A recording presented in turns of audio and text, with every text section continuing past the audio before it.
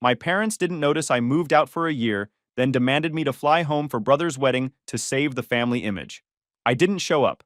Their lies exploded in front of the in-laws, marriage drama started immediately, and their entire reputation went up in flames.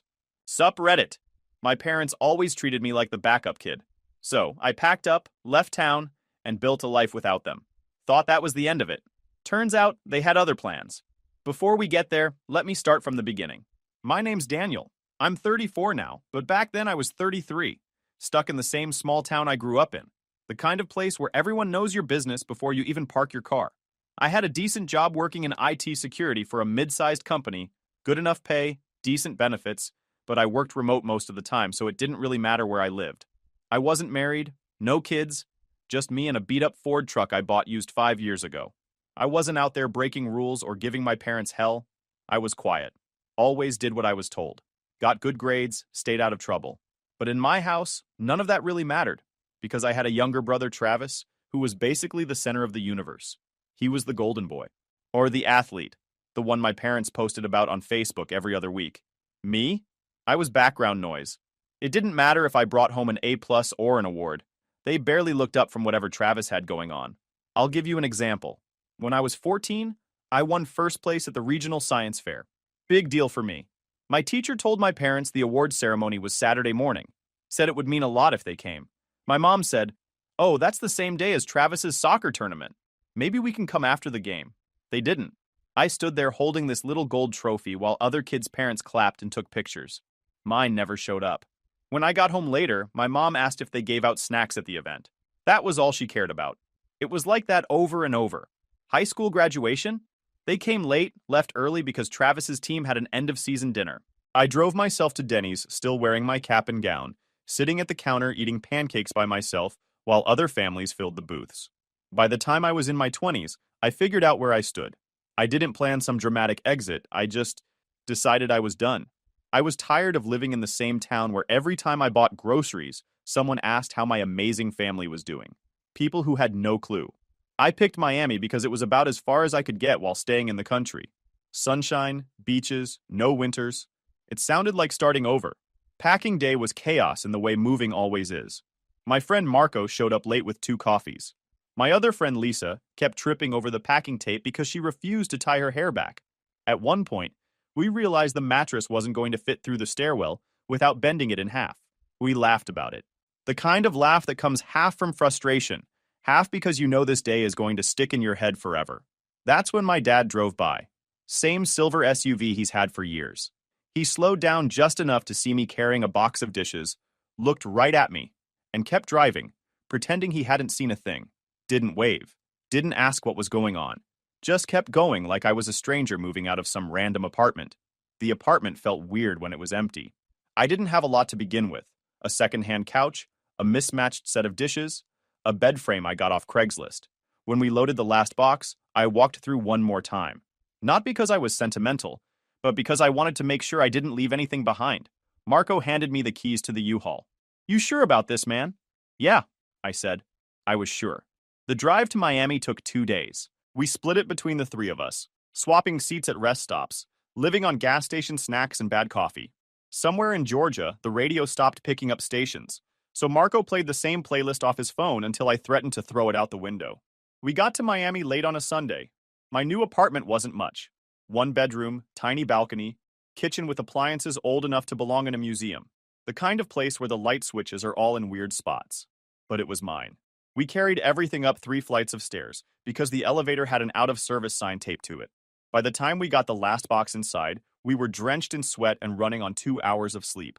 I offered to cook something, realized all I had was pasta and a jar of sauce, and promptly burned the garlic in the pan because the stove was one of those electric ones that goes from off to inferno in about 3 seconds. We ate it anyway, sitting on the floor because I didn't have chairs yet. It tasted awful. We still laughed about it. The building was old and the landlord was slow. A week in, I started tightening squeaky hinges and relatching the shared back gate. Nobody asked me to. I just can't stand broken things. After they left the next morning, the apartment felt too quiet. I set up my bed, unpacked some clothes, tried to make the place look less like a storage unit, got groceries, bought a fan because the AC barely worked. I didn't know anyone in the city, except for a guy from work I'd only met on Zoom. But every time I looked around, even at the peeling paint and the view of the parking lot, I kept thinking, this is mine. No one can tell me to leave. No one can ignore me here. That night, my grandma called. She never waits for permission, just calls. Hey, sweetheart, she said. You all settled in? Mostly. Got lost twice trying to find the grocery store. She laughed. As long as you found it eventually. She didn't ask why I left. She already knew. Before we hung up, she said, I'm proud of you, you know. That was the first time in years anyone in my family had said that to me. 1 year later, on a random Tuesday afternoon, my phone started buzzing in my pocket while tightening the latch on the shared back gate behind the building. Unknown number, but with my hometown's area code. I almost ignored it, figuring it was a telemarketer. At the last second, I swiped to answer, tucking the phone between my ear and shoulder while lining up the latch plate. Daniel? My father's voice. I froze for half a second before setting the drill down. Yeah? It's Dad. Like I wouldn't recognize the voice of the man who hadn't called me once in a full year. He didn't ask how I was. Didn't ask why I left or how Miami was treating me.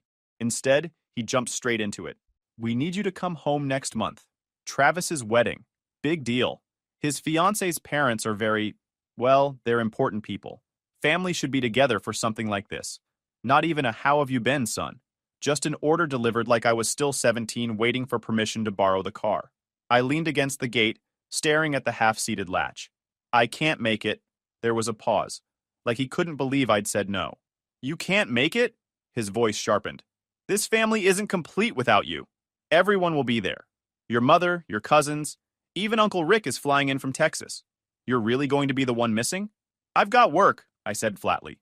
It wasn't even a lie. I had a project launching that week, but honestly, even if I didn't, I wasn't about to fly back across the country just to sit at a table so he could pretend we were one big happy family. You moved away without telling anyone, he said suddenly, voice rising. Do you have any idea how selfish that was? Your mother was embarrassed when people asked where you were. We had to make excuses. I almost laughed at that. Funny, considering he literally slowed past my U-Haul and acted blind. You didn't even notice for a year. That's not the point, he snapped. It kind of is, I said, keeping my tone calm because I knew it drove him nuts when I didn't yell back. If it was really that big of a deal, maybe someone would have called before now. He ignored that completely. Look, these people Travis is marrying into, they're very traditional. They expect to meet the whole family. You showing up matters. We need to present ourselves properly. There it was, not about me, not about wanting to see me or catch up or hear about my life, just about presenting the family like we were auditioning for something. I wiped sweat off my forehead with the back of my arm.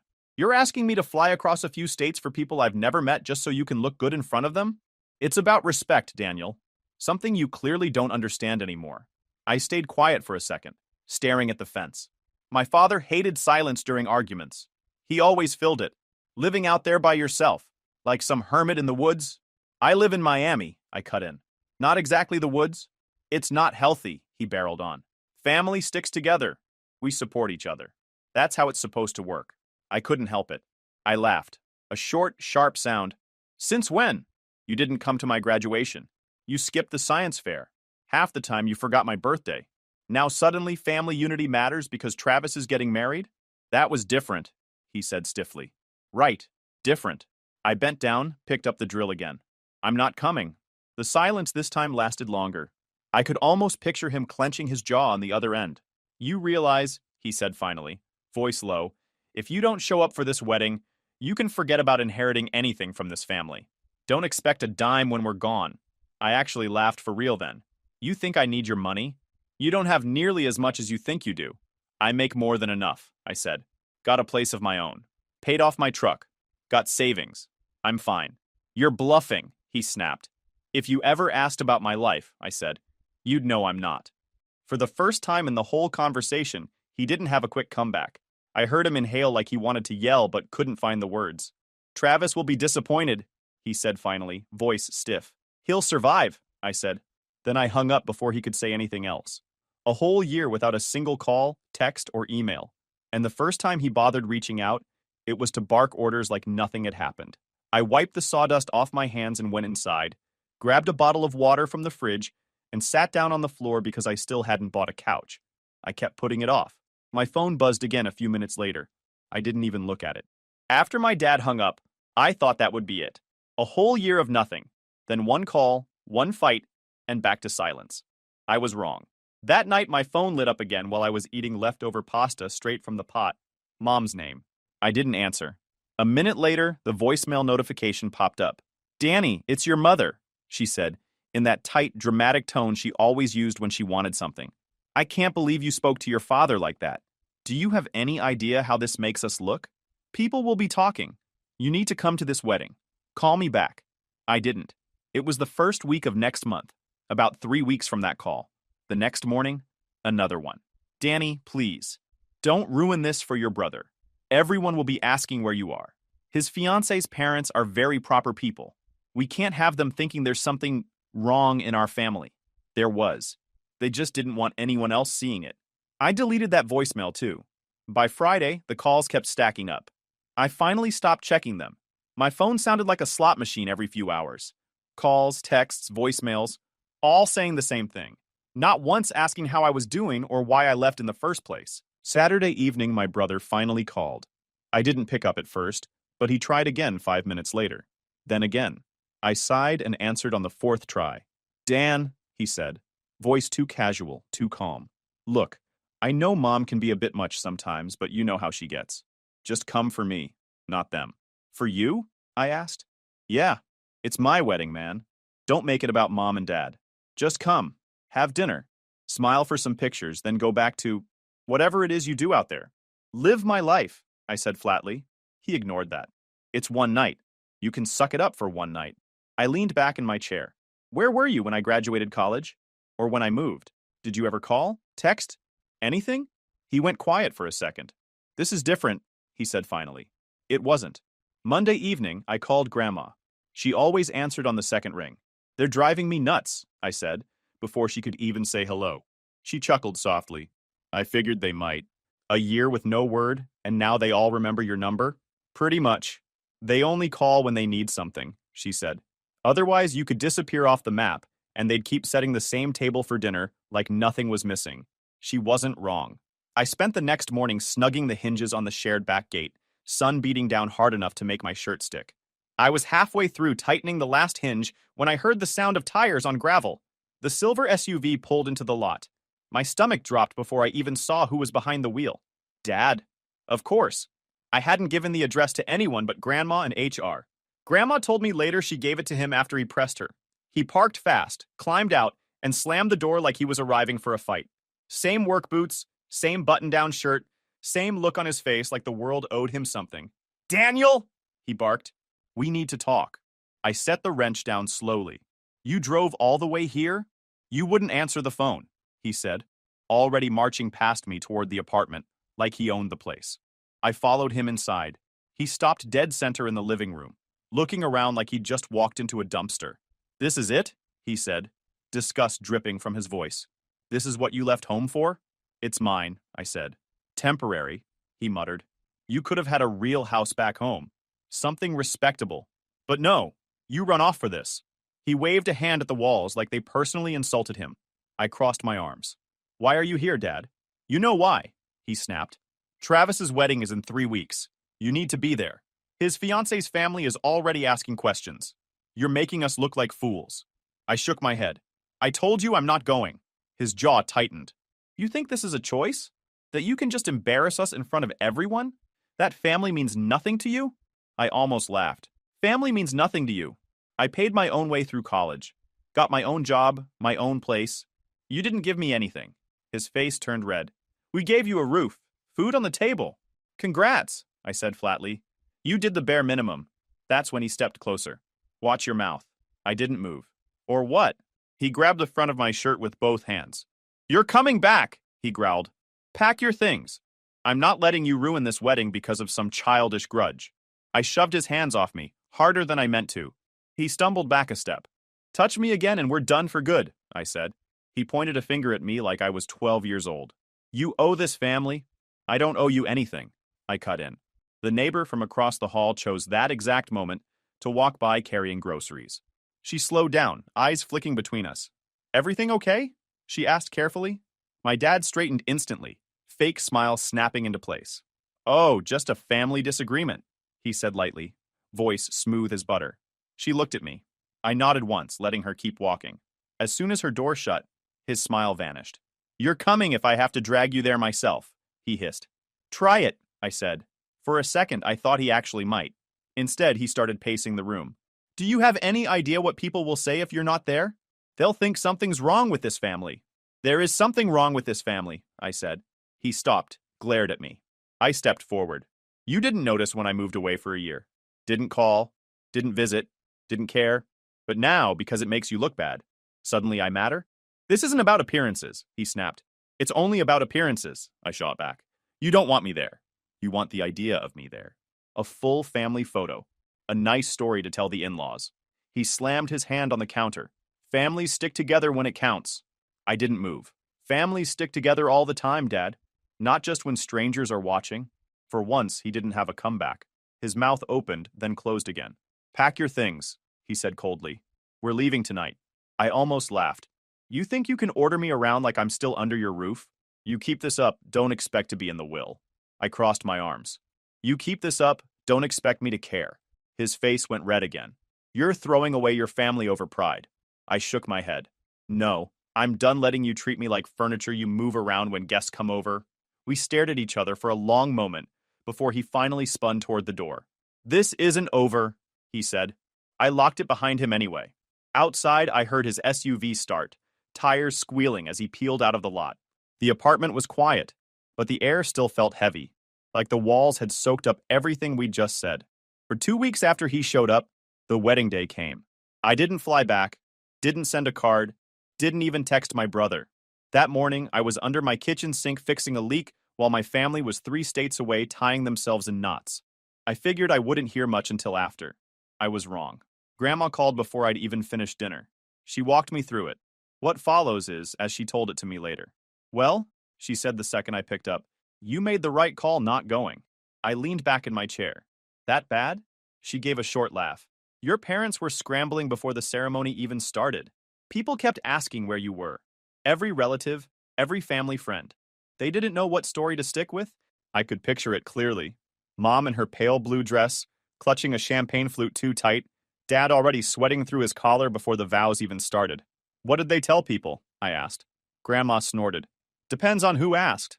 First it was you were sick. Then you had to work. Then something about a last-minute trip. By the time the third cousin asked, the stories didn't even line up anymore. I could hear it in my head. Mom insisting I had the flu while Dad swore I was stuck at some conference in Chicago. 2 completely different excuses in the same room. People bought that? I asked. Oh no, Grandma said. Not for a second. She told me the bride's father asked the first real question during dinner. Right there at the table. Full voice, no hesitation. So why did we only hear about this other son 2 weeks ago? I laughed out loud. No. Oh yes, Grandma said. Your mother's smile froze so hard I thought it might crack right off her face. Your dad tried to jump in with some excuse about you living far away, but it came out a mess. Something about you traveling for work. He was sweating like he ran there. I could see it. Dad stammering about me being busy, while the bride's father raised one eyebrow across the table. And the bride's mom? I asked. She just kept looking at your mother, Grandma said. Didn't even blink, like she was staring straight through her. Apparently, the bride herself kept asking Travis questions, too. Why wasn't he at the engagement party? Why didn't I hear about him sooner? She asked between photo sessions. Travis said I was busy with work, same as Dad. But Grandma said the bride didn't look convinced for a second. She smiled, Grandma told me. But it was that tight kind of smile where you know she doesn't believe a word of it. By the time dessert came out, Grandma said the whispers had spread to every table. Whole clusters of relatives talking about it, she said. Your uncle told me one cousin swore you were in prison. Another thought you'd joined the military. Nobody could figure out why your parents acted like you didn't exist until this week. Then came the kitchen fight. Grandma said she was heading to the bathroom when she heard Mom and Dad hissing at each other near the caterer's table. Mom, this is your fault. You should have made him come. Dad, oh sure, because he listens to me. You raised him soft. Mom, don't you dare blame me in front of our guests. 2 waiters carrying trays stopped to pretend they were checking napkins just to hear the rest. Guests at the drink station went dead quiet, trying to listen without looking obvious. By the time the dancing started, Grandma said, the bride's parents barely looked at mine. They were polite, she said. But the kind of polite where you know they've already decided something about you. What about Travis's? I asked. Looked stressed the whole night, Grandma said. Smiling for photos but checking the door like you might still show up. His bride kept asking where you were even after the cake was cut. I shook my head. Yeah, no chance. Grandma said the bride cornered Mom before they left for the night. Why didn't we meet him before this week? Why wasn't he at the dinner, the party, anything? She asked straight out. Mom blamed work again. Said I travel constantly, have a demanding schedule. The girl didn't buy it, Grandma said. She nodded real slow like she was adding things up in her head. When the bride and groom finally drove off, half the relatives were still talking. Your parents left early, Grandma said. Didn't even say goodbye to half the guests. You know your mother. She hates when she can't control the story. I pictured her walking out stiff-backed while cousins whispered behind their napkins. Think the bride's parents believed any of it? I asked. Grandma let out a sharp laugh. Not a chance. People like that see straight through lies. They saw everything. The arguing, the empty chair, the stories changing every 5 minutes. They'll be talking about it for months. After we hung up, I sat there for a long time thinking about the whole circus. A full year without calling me once. Then demanding I drop everything so they could look good in front of strangers. And now, the strangers knew anyway. They gave everyone a front row seat to the cracks in the frame. The first sign came 3 days after the wedding. Grandma called again, her voice carrying that same mix of humor and disbelief she always got when things were about to go south for my parents. You'll like this, she said. The bride's parents aren't letting this go. I leaned back in my chair. What do you mean? They asked Travis directly why you weren't there. Why nobody mentioned you until the last minute. Why they only found out you existed 2 weeks before their daughter married into the family. And? I asked. He tried the same excuse your parents used. Something about you being busy, living far away, didn't work. They started asking around. It didn't take long before they started calling other relatives, cousins, uncles, even Claire, the family friend who once called me crying on Mom's behalf. The bride's parents were piecing the story together, bit by bit, realizing the version they got from Mom and Dad didn't add up. Your uncle told them, Grandma said. You moved a year ago and nobody noticed for months. They looked shocked. I laughed. Yeah, that sounds about right. By the end of the week, rumors were flying. Mom's bridge group heard about the kitchen fight at the wedding. Dad's co-workers heard the bride's family was asking why their son-in-law's brother didn't speak to his parents. Someone from the country club told Grandma they overheard the bride's father saying he doesn't like doing business with families that hide things. Oh, they're in damage control mode now, Grandma said, sounding almost gleeful. Sure enough, Mom called me 2 nights later. I didn't pick up, but she left a voicemail. Danny, this has gone far enough, she snapped. People are talking. Your father's reputation is on the line. The bride's parents are asking questions they have no right to ask. You need to call them. Clear this up.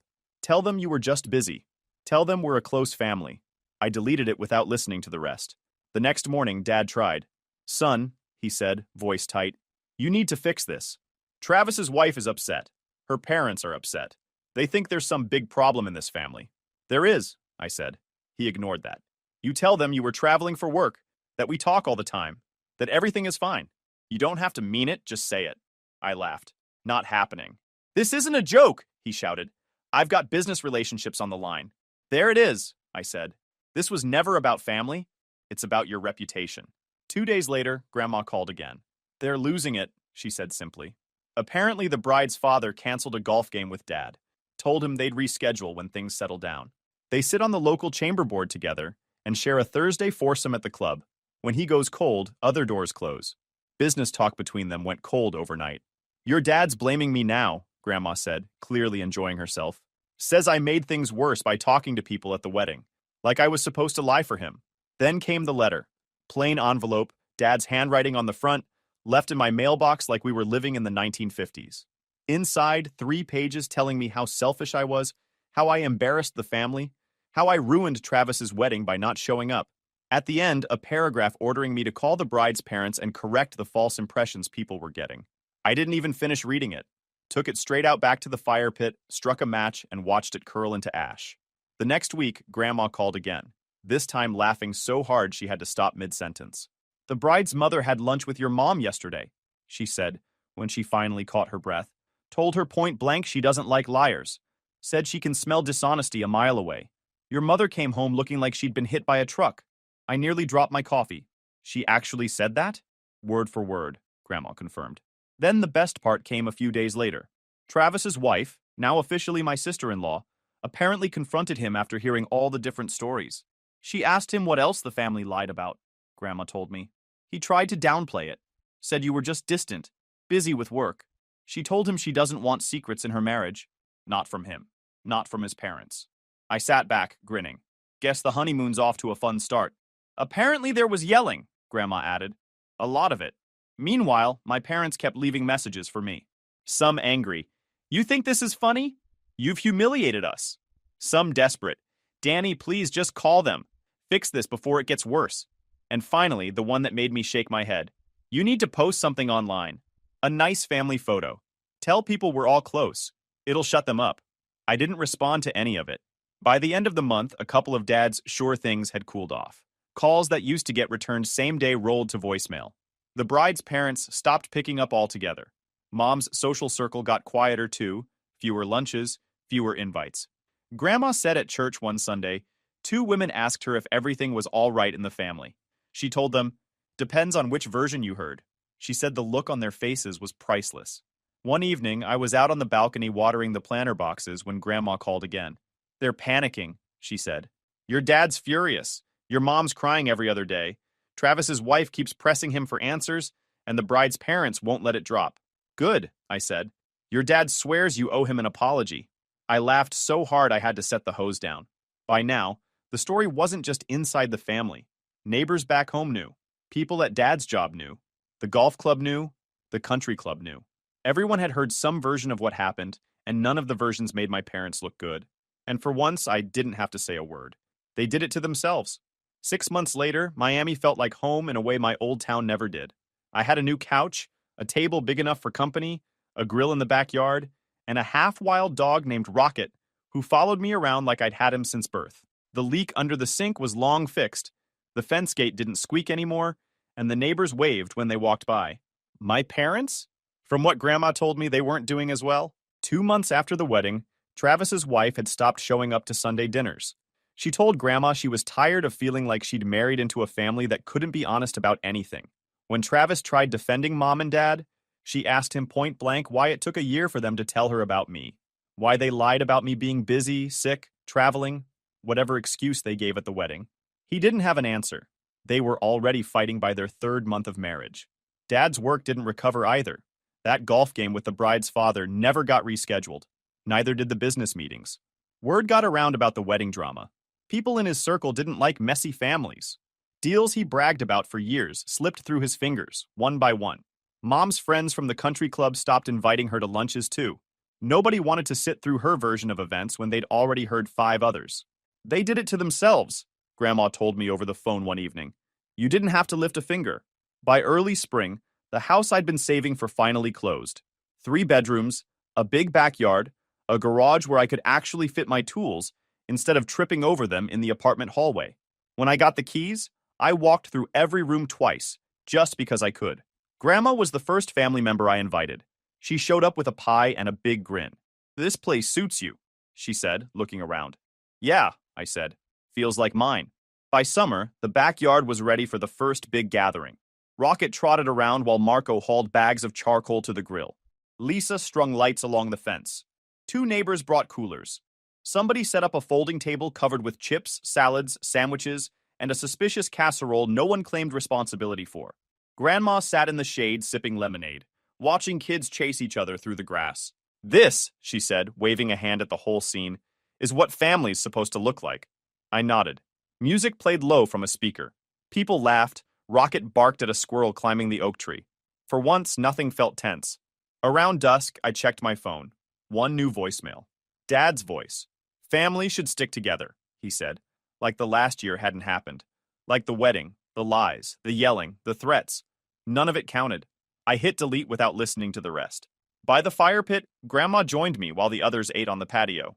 They still calling you? She asked. Sometimes, I said. Mostly Dad. Like nothing's wrong. She shook her head. They lost the right to pretend nothing's wrong. I didn't answer. Watching the flames felt better than talking about them. She patted my arm. You built something real here. Don't let them take it. I nodded. It wasn't just the house. It was the people sitting around the fire laughing about who burned the hot dogs. The kids tossing a ball to Rocket.